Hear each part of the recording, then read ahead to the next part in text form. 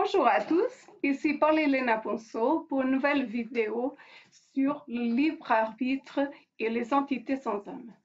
Et dans cette vidéo, on va montrer que les entités court-circuitent notre libre arbitre et littéralement nous leurrent à nous détruire nous-mêmes. Donc ça, c'est quelque chose qui est absolument terrible, mais c'est un constat qu'on peut faire après des années de recherche. Donc c'est une vidéo qui peut être une suite à la vidéo sur le consentement, mais qui peut aussi se regarder de manière totalement indépendante. Absolument, Alors, c'est un concept inédit. c'est inédit, on n'a jamais parlé de ça, il me semble. Donc, sachez que cette semaine, le podcast Au-delà de l'illusion porte justement sur la notion de consentement et je mettrai un lien juste en dessous de ce podcast vers le podcast d'Au-delà de l'illusion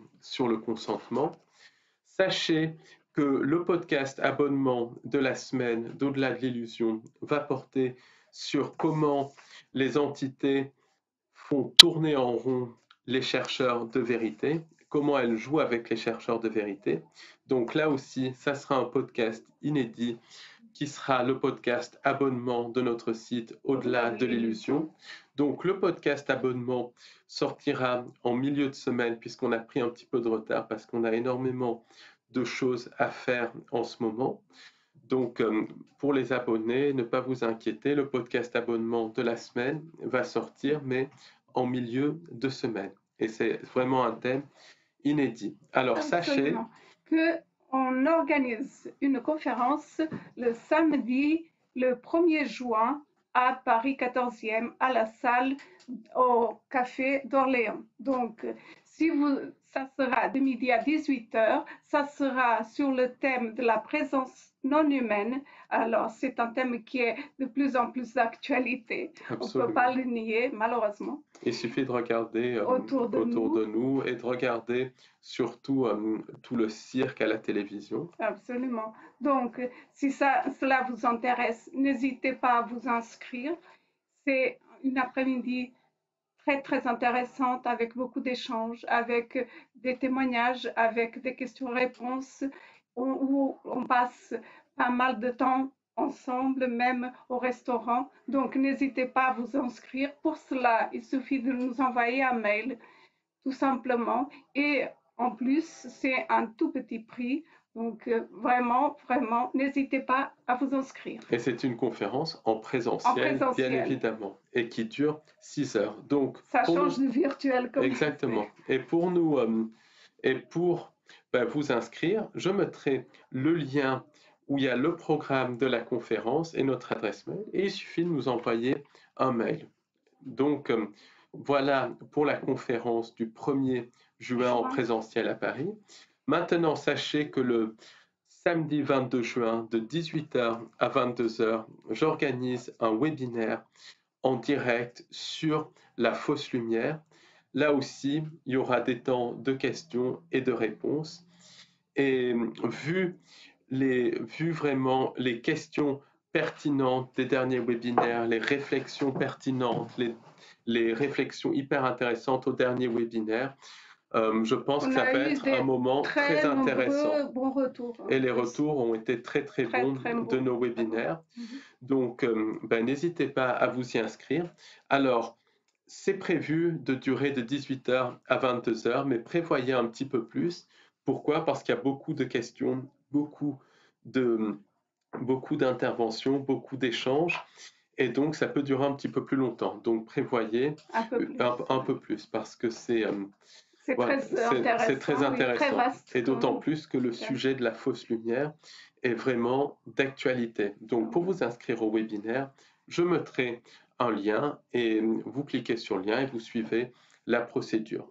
Alors, Paul, pour continuer, je vais te poser la question, est-ce qu'on a vraiment un libre arbitre face aux entités sans âme ou bien est-ce que ce jeu est déjà programmée à l'avance et qu'on n'a pas de libre arbitre. Est-ce que tu peux nous En parler? théorie, si on est conscient, on a un libre arbitre, mais comme la plupart des gens, et nous y compris, sont gouvernés par le subconscient, donc pour les gens en cours de réveil, c'est 99%, pour les gens qui dorment, c'est 99,9, voire 100% pour les personnages non joueurs. Donc c'est vraiment absolument énorme. Et même nous qui sommes en cours de réveil, mais loin d'être réveillés, c'est maximum 1% de conscience,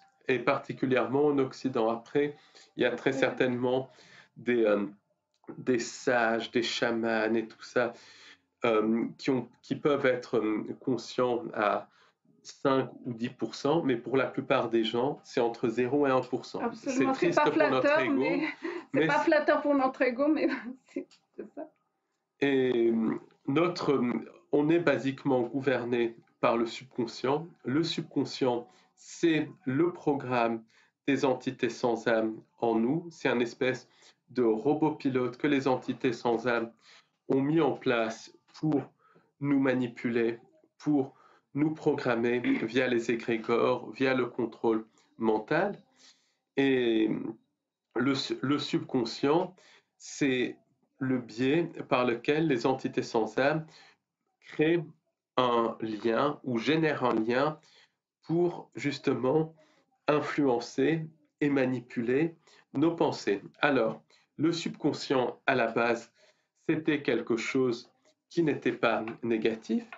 C'est là pour, quand il y a par exemple quelque chose de chiant, disons les mots très clairement, comme par Sur langue exemple de bois. un trajet quotidien qui est ennuyeux, le subconscient intervient, ce qui fait qu'on n'a même pas besoin de réfléchir au trajet. Donc voilà, le subconscient aussi, c'est ce qui gouverne nos fonctions vitales, même le rythme cardiaque et tout ça, c'est le subconscient qui nous maintient. Donc à un niveau, ce n'est pas quelque chose de négatif à proprement parler, parce que par exemple, on ne va pas penser à respirer.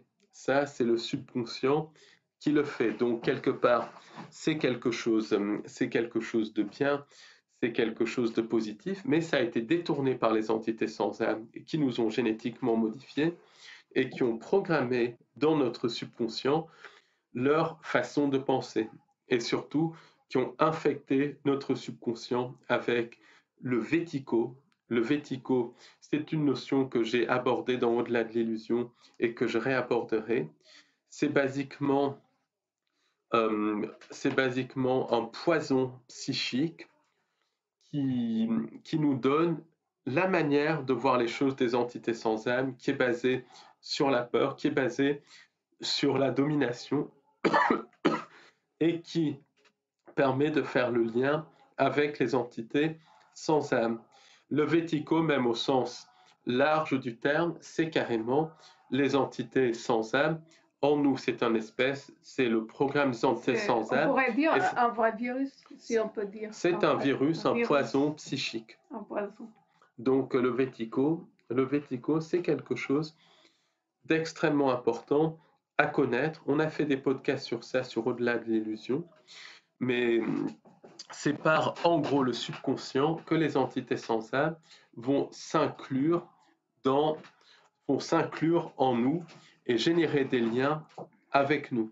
Est-ce que tu penses que si on effacerait une moitié, on serait mieux? Est-ce qu'il y a possibilité d'effacer? C'est déprogrammer le subconscient, parce que les entités sans âme attaquent par des programmes du subconscient, des programmes qui viennent de blessures, de micro-dissociation, pas forcément de dissociation traumatique, mais de micro-dissociation.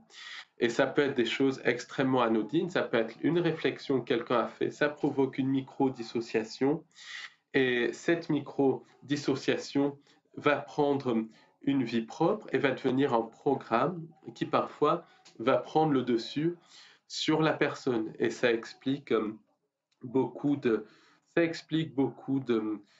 de syndromes obsessionnels, par exemple, comme l'hypocondrie, ça explique aussi des syndromes obsessionnels comme le besoin, par exemple, de toujours fermer des portes. Certains comportements aussi, c'est lié à des micro-traumatismes et des petits fragments du subconscient qui se dissocient. Donc, il y avait une chercheuse anglaise, Melissa Marie, qui avait écrit un livre sur ça il y a plusieurs années.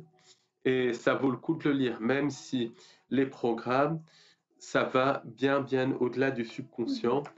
Et c'est lié directement, pour beaucoup, à des égrégores et aux entités sans âme. Mais si on déprogramme justement les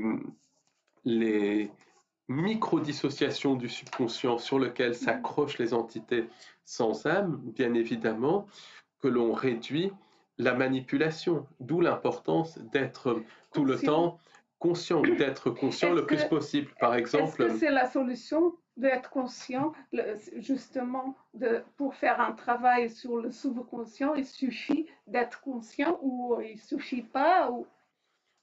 En théorie, ça suffit pas. en théorie, il suffit d'être conscient et de garder finalement que les parties du subconscient qui sont vitales, les parties qu'on a besoin. dont on a besoin. Ça, c'est clair. En théorie, il suffit d'être conscient, mais en pratique, c'est beaucoup plus difficile parce que être conscient, ce n'est pas facile. Là, par exemple, je suis en train de faire le podcast, je suis focalisé sur le podcast et pourtant, il y a des pensées qui traversent mon esprit.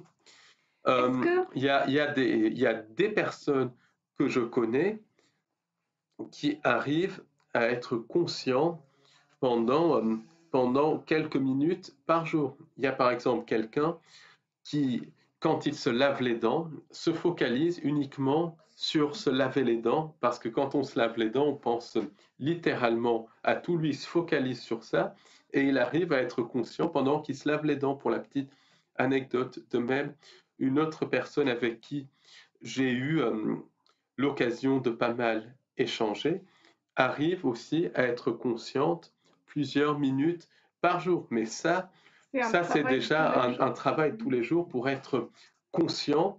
Plusieurs minutes par jour, c'est déjà un travail de tous les jours. Ça paraît pas, mais surtout en Occident, parce qu'on est extrêmement pollué par énormément de choses, énormément d'égrégores et tout ça. C'est peut-être un petit peu moins difficile dans des cultures dites primitives qui sont tout sauf primitives, mais en tout cas, dans les cultures occidentales, il y a énormément d'égrégores et tout, ce qui rend tout cela beaucoup plus difficile. Donc, on est déjà régi à 99%, on va dire, par le subconscient.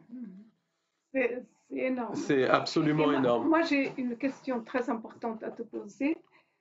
Il s'agit, puisqu'on est pollué toute part par les entités sans âme, toute la manipulation autour de nous, etc., on a déduit, et ça c'est, voilà, on suppose, et c'est plus que supposé, que les entités font que l'humain s'auto-détruise. Est-ce que tu peux nous en parler, parce que c'est quand même triste que l'humain soit conscient et pourtant les entités arrivent à manipuler à ce point-là.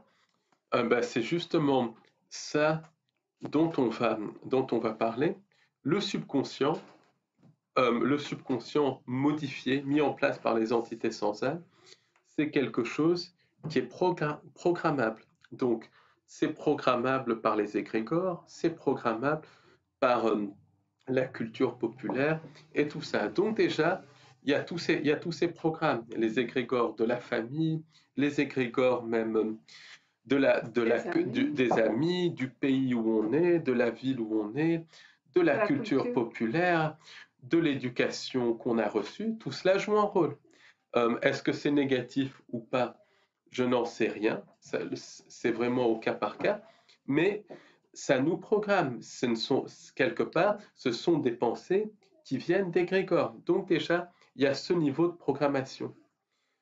Mais nous, ce qui va nous intéresser, c'est l'autre niveau de programmation. Absolument. C'est quand les entités sans âme ou font un lien avec notre subconscient, ou alors quand elles s'incluent dans notre subconscient et commencent à imiter nos pensées. Autrement dit, c'est le phénomène des pensées intrusives. Et ça passe aussi par le subconscient. Donc le phénomène des pensées intrusives, c'est quelque chose qui a été découvert par des gens comme Emmanuel Swedenborg et Wilson Van Dusen, un psychiatre américain. Puis ensuite, Jerry Marzinsky a retravaillé sur cela et il s'est rendu compte que toutes nos pensées négatives venaient d'entités non humaines. Et lui a travaillé dans le milieu hospitalier et il a rencontré des infirmières qui, en tout cas une infirmière, Lynn Monette, qui avait des dons de clairvoyance. Et cette infirmière voyait des entités sur le dos de personnes qui avaient des voix intrusives. Les voix intrusives, c'est tout simplement la forme extrême des pensées intrusives. Mais globalement, cette infirmière perçoit les entités qui manipulent nos pensées. Et moi, j'irais même plus loin que Jerry. Je dirais que beaucoup de nos pensées qui paraissent positives ou neutres nous mènent dans des voies de garage. Et ça correspond à des manipulations d'entités non humaines qui littéralement imitent nos pensées. Donc, quand on voit que des entités sont capables d'imiter nos pensées, on voit très bien que elles éliminent carrément notre libre arbitre, au moins à un certain point, au moins tant qu'on n'en a pas pris conscience. Et ces entités sont prédatrices. Et ces entités, elles exploitent l'humain et les animaux du reste, et plus généralement le vivant, comme une source de nourriture.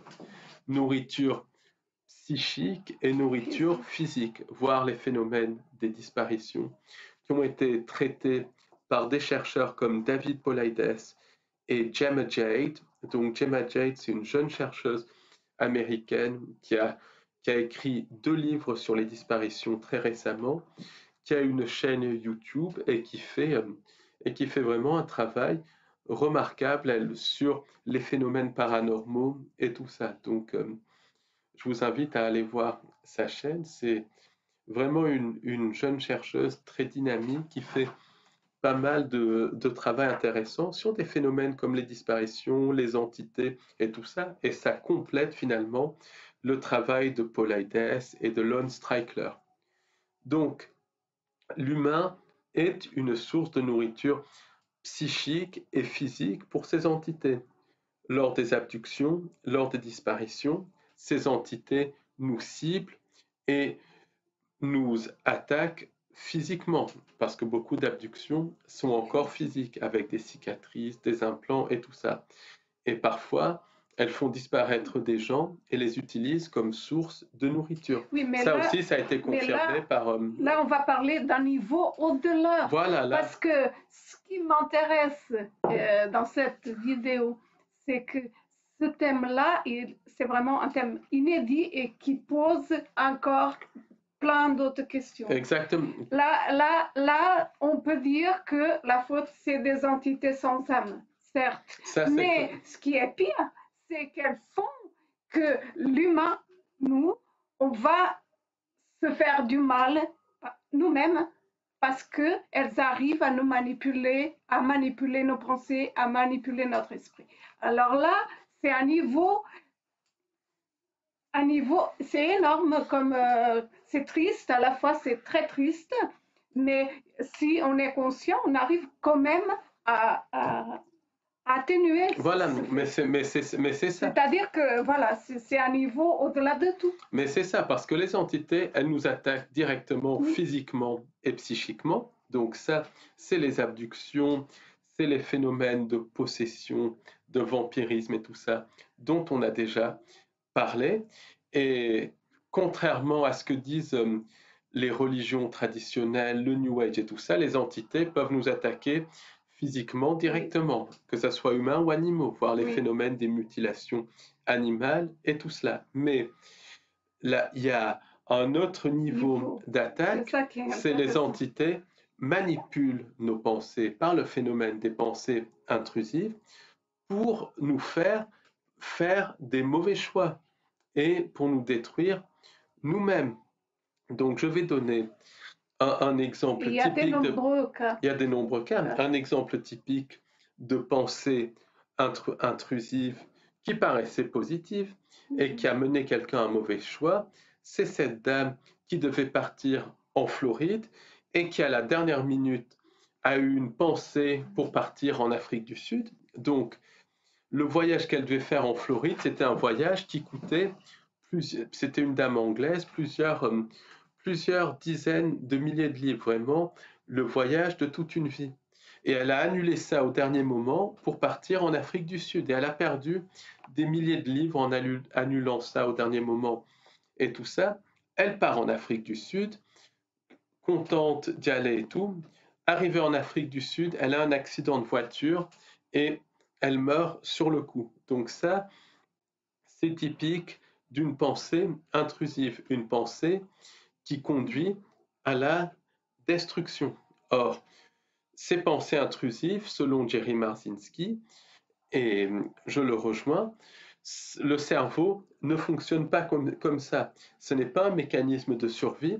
Le cerveau ne peut que traiter, puisque le cerveau ne crée pas les pensées, mais il les traite puisque les pensées viennent de l'âme, de l'esprit du moi supérieur.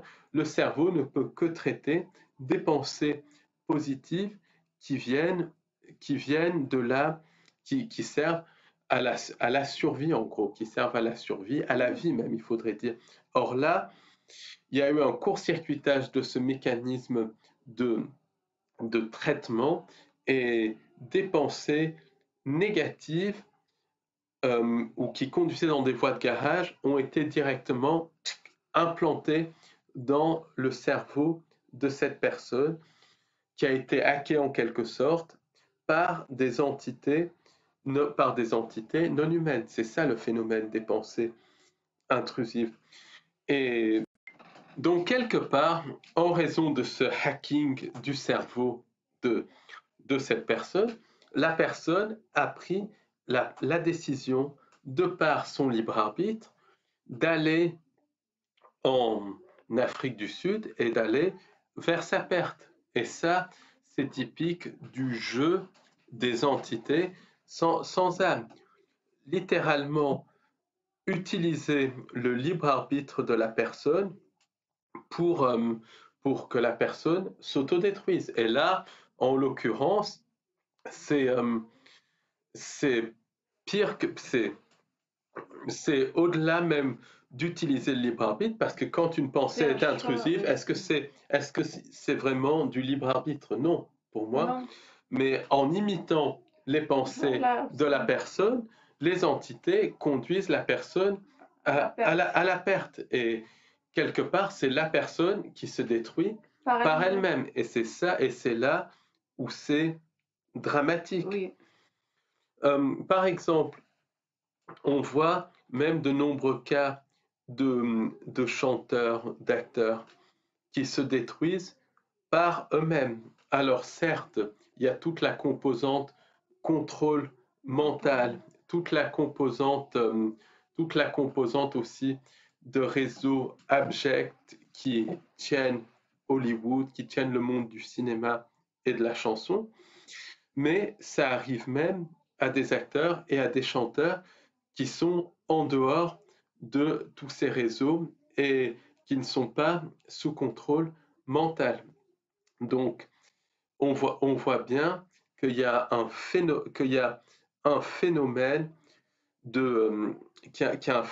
d'entité qui court-circuite les pensées de ces gens pour qu'ils s'autodétruisent C'est littéralement. vraiment un jeu qui est très pervers. Et du reste, ça peut être lié au contrôle mental. Il peut y avoir le contrôle mental, des programmes de destruction implantés par des contrôleurs. Et au-dessus de ça, s'ajoutent les pensées intrusives des entités sans âme et même de tulpa. Pourquoi? Parce que quand un acteur incarne un personnage, si c'est un acteur qui aime ce qu'il fait et tout, il va littéralement donner vie à son personnage, faire vivre son personnage. Et ça peut générer un tulpa qui, sous certaines conditions, peut littéralement posséder. Donc, il y a ça, mais ça concerne aussi des gens lambda et tout ça.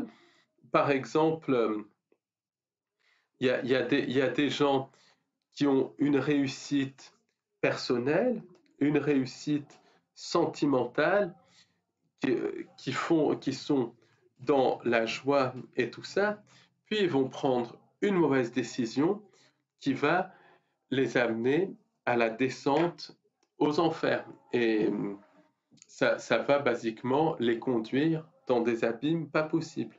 Et on peut se poser la question, est-ce que est-ce que la décision vient d'eux ou est-ce que la décision vient des entités non humaines par les pensées intrusives et aussi et aussi par la manipulation de la réalité. Ça, ça c'est extrêmement, ça, c'est extrêmement important. Est-ce que tu penses qu'on peut donner des exemples? Est-ce qu'il y a des exemples, par exemple, Diana, est-ce que c'est un exemple? Kennedy aussi? Diana et Kennedy, ça c'est autre chose, eux étaient programmés et leur destin était programmé dans cette réalité. Ils étaient utilisés comme des pions. Encore que, il y a bien évidemment les pensées intrusives qui interviennent. Par exemple, à un moment, sans rentrer dans le people, Diana a eu le choix d'aller mener sa vie au Pakistan avec un chirurgien ou de continuer à être vraiment célèbre et tout ça. Et elle ne voulait pas de la célébrité à proprement parler parce qu'elle détestait la presse et tout ça, mais on peut penser que des entités lui ont mis dans l'esprit la pensée du choix de devenir célèbre et donc de quitter ce chirurgien pakistanais, ce qui a conduit à sa perte voulue et contrôlée par les entités sans âme via des acteurs humains. Je ne rentrerai pas dans le détail ici, mais en fait, le destin de Diana était programmé dans cette fausse création. Et il y a eu des facteurs non humains qui sont intervenus dans cette tragédie, des facteurs humains, etc. Donc oui, il y a des exemples de pensées intrusives là-dedans qui court-circuitent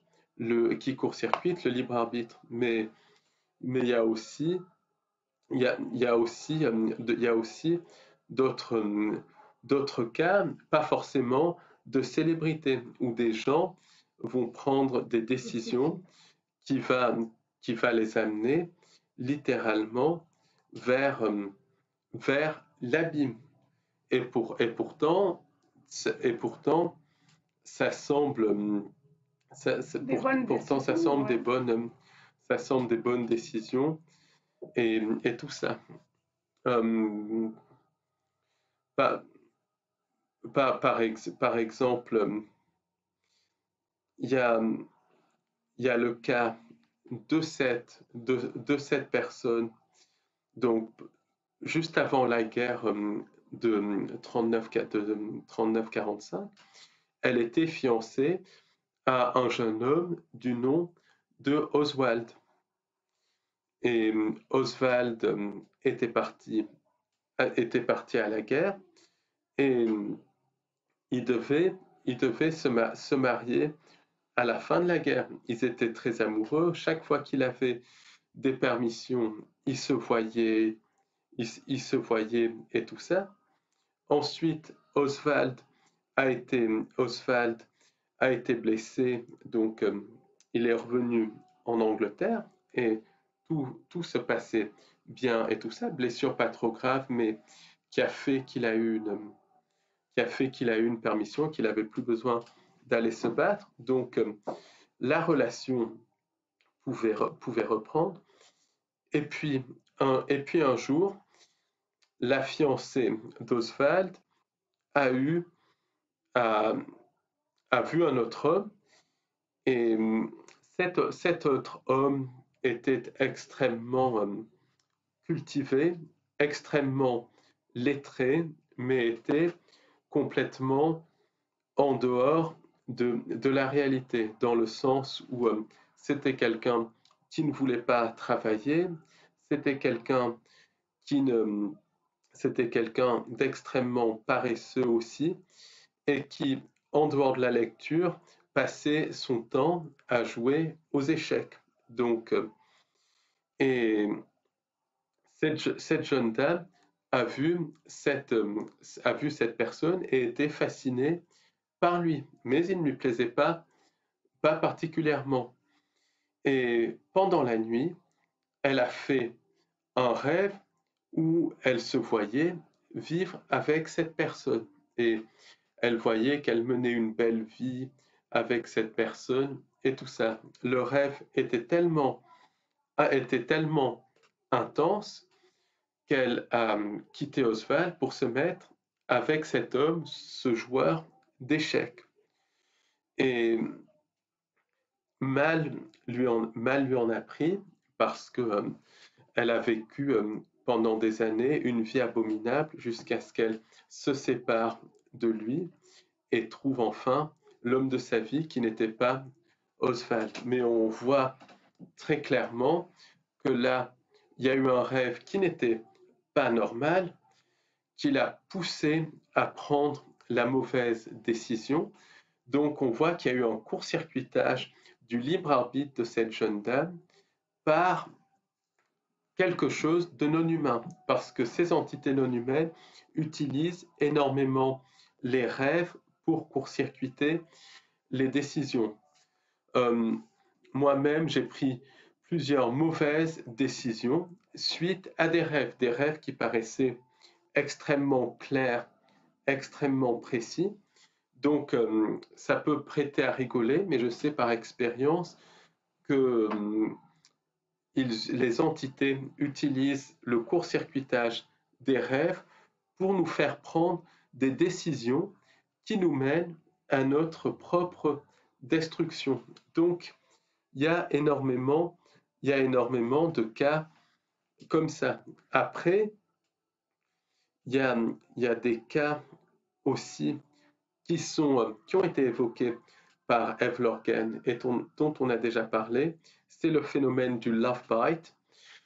Et là, ce sont des gens c'est le phénomène, pas du love bite, du Cupid's touch, de la touche de Cupidon, de la flèche de Cupidon.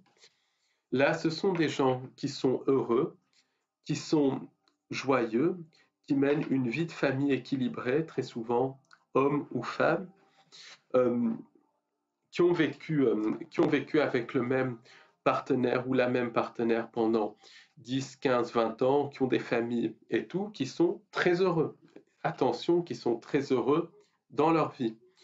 Et puis, un jour, et c'est le scénario typique, ils vont faire un rêve extrêmement lucide, un rêve extrêmement précis, où ils vont voir une personne de sexe opposé et ils vont tomber fou amoureux de cette personne. Et après, ils se réveillent et ils sont troublés par le rêve. Mais l'image de la personne reste toujours une personne qui n'est pas censée exister. Je le rappelle. Donc, ils sont troublés, mais ils continuent leur vie. Quelques mois ou années plus tard, ces gens-là vont se retrouver dans des circonstances où ils vont rencontrer physiquement la personne de leur rêve. Par exemple, les gens vont aller à une réunion de travail, à un séminaire de travail, et le barman au séminaire, c'est trait pour trait la personne dont la personne a rêvé des années ou des mois auparavant. Et ça, c'est extrêmement typique. Donc, est-ce que la personne est projetée dans la réalité par les entités non humaines? Est-ce que la réalité est manipulée de manière à ce que la personne rencontre l'autre personne? Ou est-ce que par les pensées intrusives, les entités sans âme font en sorte que les deux personnes se rencontrent progressivement? Peu importe, mais en tout cas, la rencontre se fait. S'ensuit un espèce de flash où les deux personnes vont tomber fous amoureux l'un de l'autre. Donc dans le cas, par exemple, la femme va à un séminaire de travail, le barman au séminaire, c'est la personne dont elle a rêvé, elle et le barman vont tomber fous amoureux. Typiquement, la dame va quitter toute sa famille pour être avec le barman, et le barman va être typiquement déjà en couple avec quelqu'un ou dans une relation conflictuelle ou en situation de divorce. Donc, pendant quelques semaines ou quelques mois, le couple va durer, ça va être une relation extrêmement forte et tout. Et puis les entités non humaines vont débrancher le barman. Donc, très souvent, la personne dans le rêve va être débranchée. Et débranchée, quand tu dis débranchée, ça veut dire débranchée, c'est-à-dire qu'elle va perdre tous ses sentiments, tout désir pour l'autre personne. Et ne va plus vouloir rien avoir à faire avec l'autre personne. Donc, la personne va se retrouver totalement seule, sans son nouvel amour, mais aussi sans son ancien mari, sans son ancienne famille.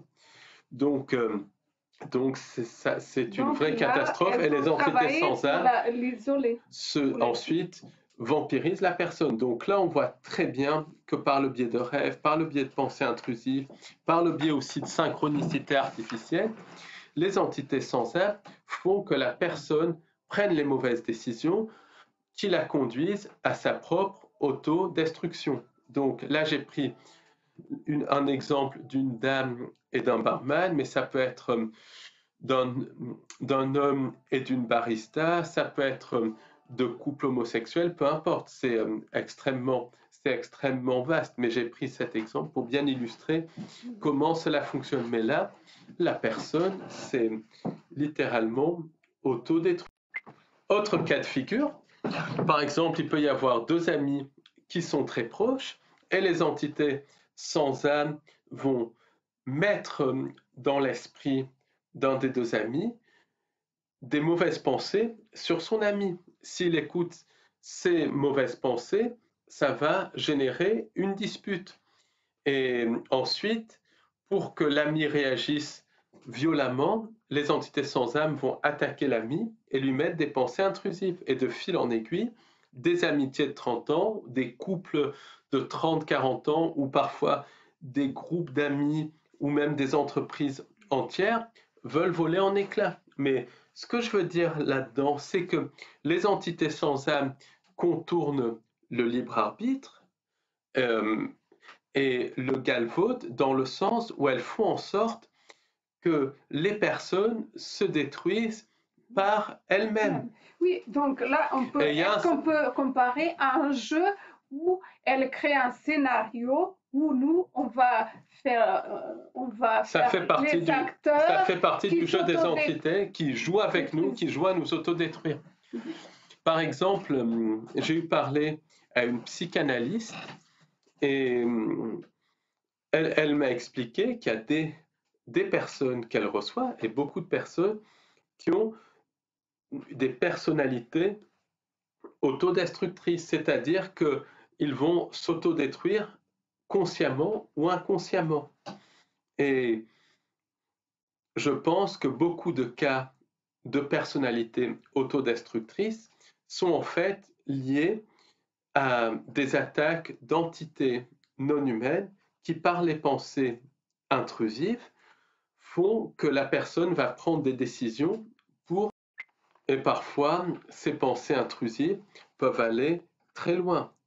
Il y a des personnes qui sont mortes suite à ces pensées intrusives, même énormément de personnes qui sont mortes suite à ces pensées intrusives. Jerry Marzinski avait parlé de statistiques, mais c'est un truc qui est hallucinant parce que beaucoup de gens dans le New Age voient même les pensées intrusives, s'ils en ont connaissance, et beaucoup ne veulent pas savoir, comme bon, des choses qui sont là, mais, mais où il suffit de dire une prière, faire une méditation pour qu'elles partent. Ce n'est pas comme ça. Les pensées intrusives, c'est l'écrasante majorité de nos pensées. Donc c'est vraiment tout un travail sur soi pour se connaître soi-même et pour discerner les pensées qui viennent de nous, des pensées qui viennent d'entités non humaines. Et là, beaucoup de gens vont parler de concept de karma. Alors pour moi, le karma, c'est une loi qui a été mise en place par les entités sans âme, comme je l'explique dans le podcast sur le consentement. Mais admettons qu'il y ait cette loi du karma pour le besoin de ce podcast. Par les pensées intrusives, les entités sans âme s'affranchissent de tout karma ou de toute loi de cause à effet dans la mesure où ils font en sorte que la personne s'autodétruise. Oui, Donc, est-ce que on peut appeler ça aussi un canevas? oui, Canevas, elles font en sorte qu'on crée notre propre réalité, oui. notre propre canevas de réalité qui mène vers la destruction. Et d'ailleurs, l'Église catholique, l'Église chrétienne et les autres religions musulmanes et tout ça, disent que les démons ne peuvent pas détruire directement les humains. Je ne crois absolument pas à cette affirmation parce que les phénomènes des abductions, des disparitions, des mutilations humaines et animales montrent très clairement que les entités qu'on appelle démons, djinns, archontes, reptiliens peuvent affecter les humains physiquement, puisque ce sont des entités physiques, même si elles ne font pas partie de notre physique. En revanche, où je rejoins les grandes religions, c'est quand elles disent qu'une des tactiques des démons, du démon, des djinns, peu importe comment on appelle ça, c'est de faire en sorte que la personne s'autodétruise. Et ça, je les rejoins totalement. C'est comme ça que les entités sans âme fonctionnent en court-circuitant notre libre arbitre. Alors après, il y a le phénomène de la magie noire. Oui, ça encore, c'est un tabou qui C'est existe un tabou parmi qui même existe bien. les chercheurs de Les vérité, chercheurs de vérité mais qui refusent d'y existe croire. malheureusement. Enfin, c'est même pas croire ou pas croire, Oui, refusent de ça, constater oui, cette réalité. Et pourtant, c'est quelque chose qui existe. Donc, il y a des magies noires, et j'ai fait un podcast là-dessus sur Odyssée, qui utilise des entités ou des entités modifient le chemin de vie de la personne, vampirisent la personne ou rendent malade la personne. Donc ça, c'est encore autre chose. Mais il y a des magies noires où tout simplement le magicien noir va utiliser une entité ou non pour mettre dans la tête d'une personne une pensée intrusive, parce que les pensées intrusives peuvent être implantées dans l'esprit par magie noire, par certaines armes à énergie dirigée, par des intelligences artificielles, de manière à ce que la personne prenne les mauvaises décisions et s'autodétruise. Et là, il n'y a pas de choc en retour, puisque le magicien noir n'a rien fait finalement, à part envoyer ses pensées dans l'esprit de la personne. Mais c'est la personne qui s'est autodétruite. C'est absolument abominable, Pervers. mais ces gens-là sont absolument pervers et maléfiques parce qu'ils sont très souvent possédés par des entités non humaines. Et la magie noire, c'est pour moi un crime contre l'espèce humaine, un crime contre contre l'humanité, contre le vivant, parce que ça affecte toutes les formes de vie.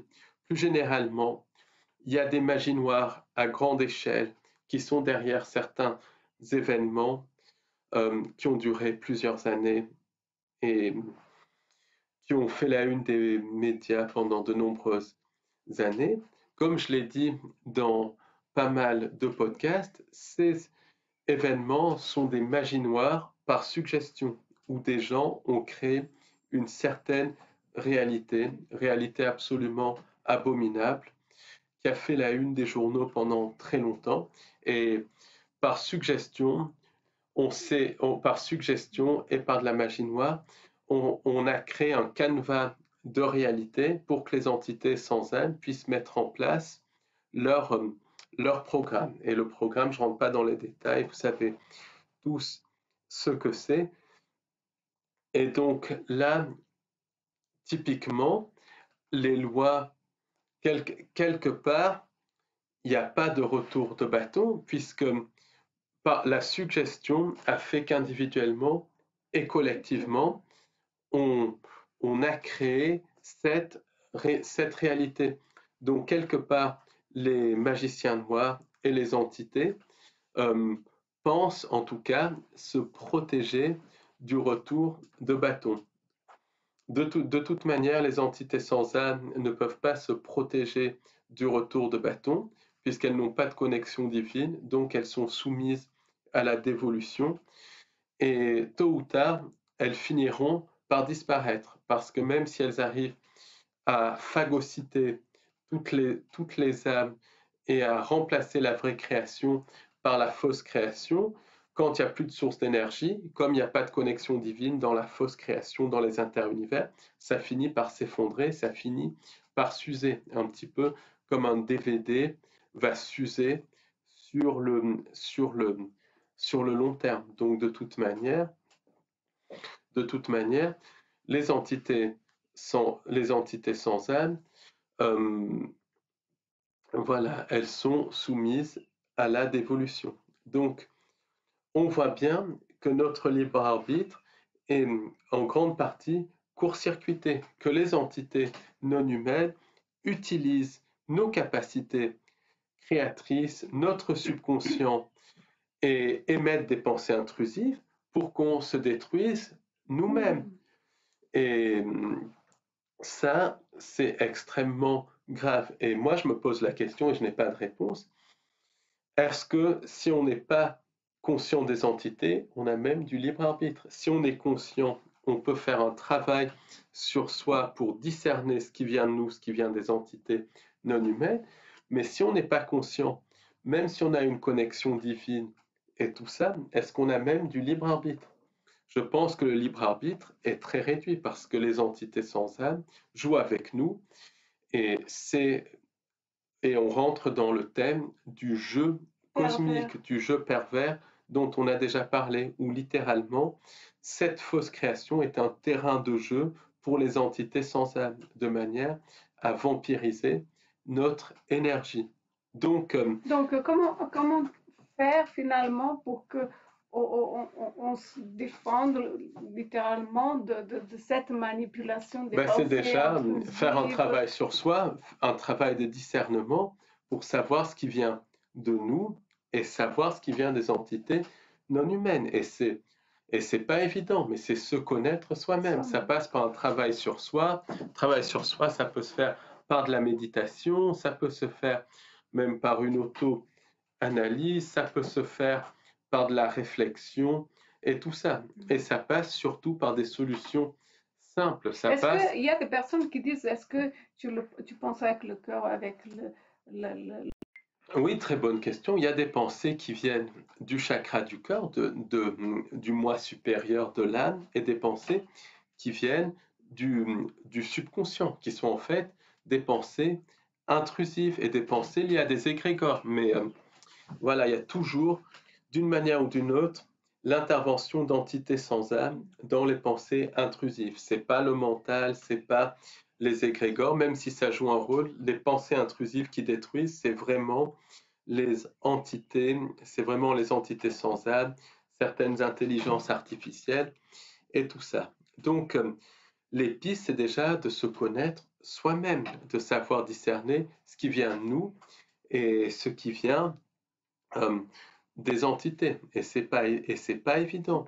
Travailler sur soi, ça peut se faire par de la méditation, ça peut se faire en se focalisant sur quelque chose et en vivant la chose.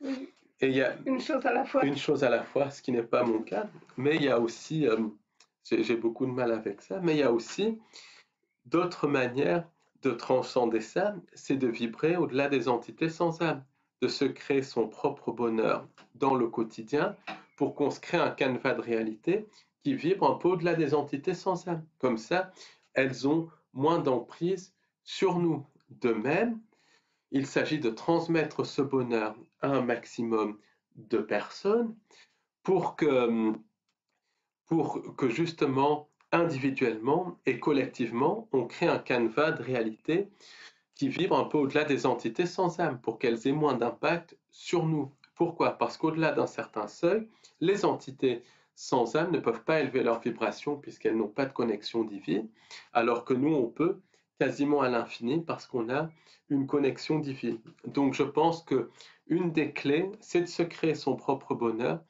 pour et utiliser nos capacités créatrices de canevas pour justement créer un canevas de réalité de moins en moins compatible avec les entités sans âme et de fil en aiguille créer une réalité humaine. Et ce que je voulais ajouter, c'est d'aller au simple, c'est-à-dire que ne pas compliquer tous les jours, ne pas compliquer la vie en pensant toujours compliqué, en allant chercher le compliqué.